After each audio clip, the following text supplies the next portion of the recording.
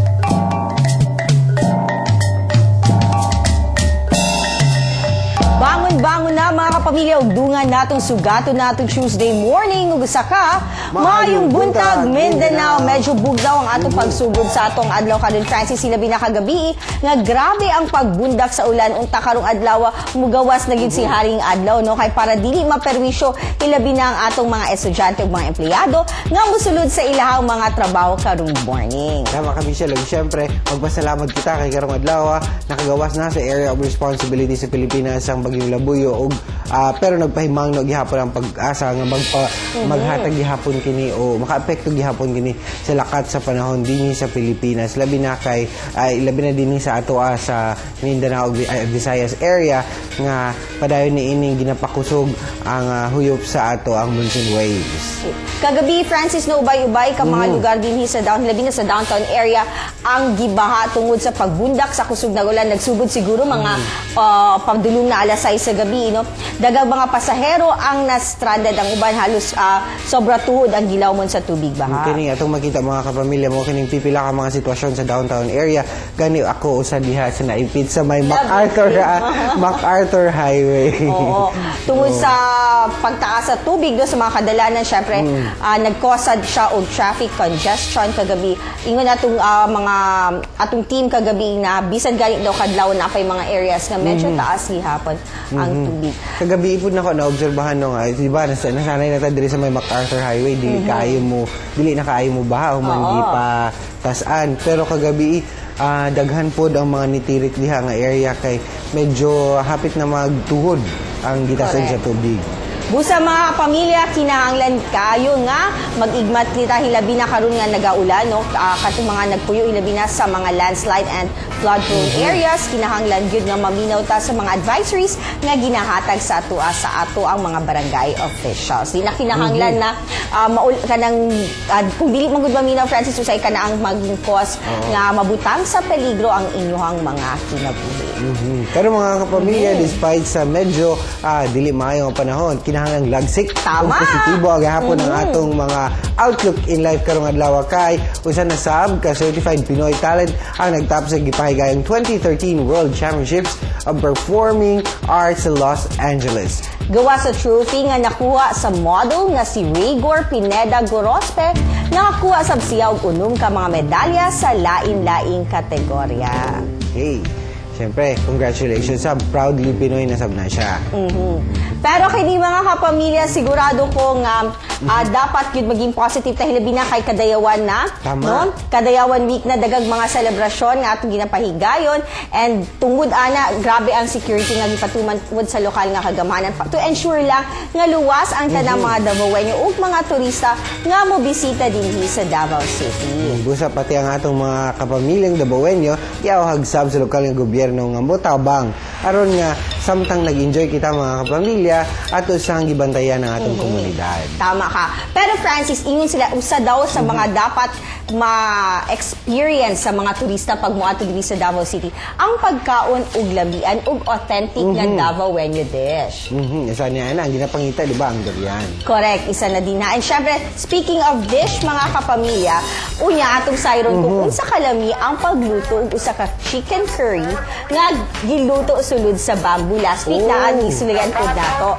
Pero bago na mga kapamilya, atong usang kumusta ng atong morning barkada nga ever-blooming taga-buntag. Claude, good morning! Pinas lang ang Siyempre, bayan. kaya si Claude na si Glag-Lag diya. Kumusta diya sa atong barangay, Claude? Francis, at syempre, it's a rain. Ayan, balikan natin si Claude. Pero kani mga kapamilya, sayron sa nato kung saan ang pagluto sa chicken curry inside a bamboo. Sayron natin sa atong morning kusina. Basta Mindanao, ulo sa gugma. Okay. Pero Sige. ang ato ani mismo, karon mga kapamilya, kung inyong mabantayan diya sa inyong gawa sa inyong mga tugkaran, medyo kilom-kilom gyud, ug medyo kanang ulan-ulan ug taligsik. Busa gawa sa pagsayog, paghikay-hikay diya sa atong mga Tama. balay, kinahanglan andam-andam na ang atong mga pamahaw diya. Ayan, ready na ba ang ballpen o kanang papel ni Mama para isulat ang mga ingredients unsa ang pagluto sa atong chicken curry? Sayro na to. May buntag mga kapamilya and welcome sa atong morning kusina mga mommy, nanay ug mga mothers nato din nga nagatuto karon dinhi sa May Buntag Mindanao. Igawas na ang inyuhang notebook ug syempre ang inyuhang ballpen para ilista gid ang tanan nato mga ingredients and atong procedure sa himo nato na recipe this morning. And para tudluan ta sa pagluto karong buntaga makauban nato si Sir Dudes gikan sa Kaunanan Restaurant dinhi sa Crocodile Park. Good morning, Sir Dudes. morning, ma'am. Ayan, nag-meet na po tag-usap. Sir Dudes, last time, ang ato ang giluto nato siya sa sulod sa kawayan. Karon, bida lang gihapon ang atong kawayan, mga kapamilya. Pero, usa ka native curry dish ang atong himon. Unsa ba ang name na ni Sir Dudes? Tinalumbong manok sa curry sa gata. Tinalumbong manok. Tinalumbong manok with Curry. curry. Ayan. And syempre, ang ato ang mga ingredients, ani-ana, mga kapamilya.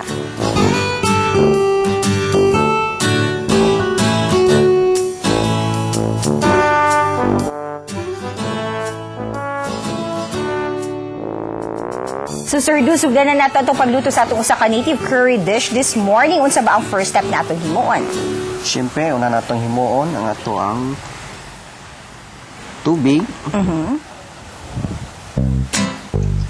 Sir, magpabukal ta og tubig and then Pagkala natong tubig. Kasali na yung manok natin. Isagol na nato ang ato ang gata.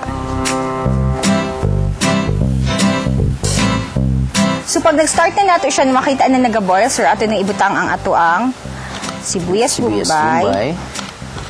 and then ang ato ang Luya. then ibutang na nato ang bell pepper. So ulaton lang nato siya, Sir Dudes, na medyo magbukal sa gamay.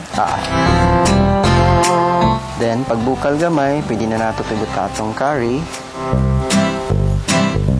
And then butangan nato siya og Asin. asin. In 3 minutes, pwede na natin siya ilipat doon sa Kawayan. Okay.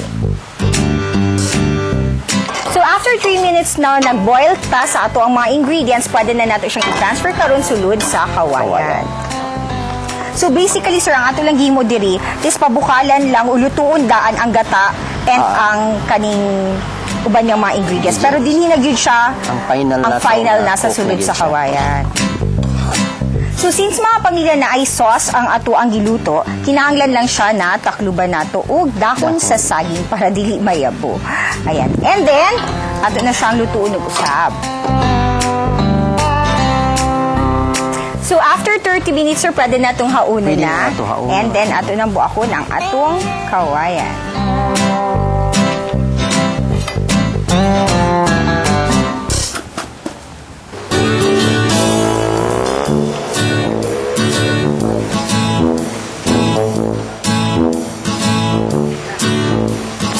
So mga kapamilya, pamilya ato ng tinawa ng atong chicken curry nga atong giluto. Syempre sa sulod sa kawayan. Sir Dudes, pila ba ang ato ang kantidad tanan sa ato ang mga ingredients this morning? And pila na pud ang makakaon ani?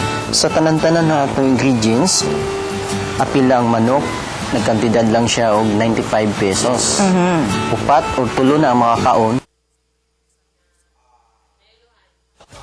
sa isa ka lutuan lang. Sir Dudes, salamat kayo sa imong Salamat, pag-share sa atong Kaima. recipe this morning. Mga kapamilya, pasalamatan nato si Sir Dudes gikan sa Kaunanan Restaurant dinhi sa Crocodile Park. Thank you very Thank you very much. much, Ayan. ma'am. Mga kapamilya, till our next cooking session din nilang sa Mayong Buntag, Mindanao.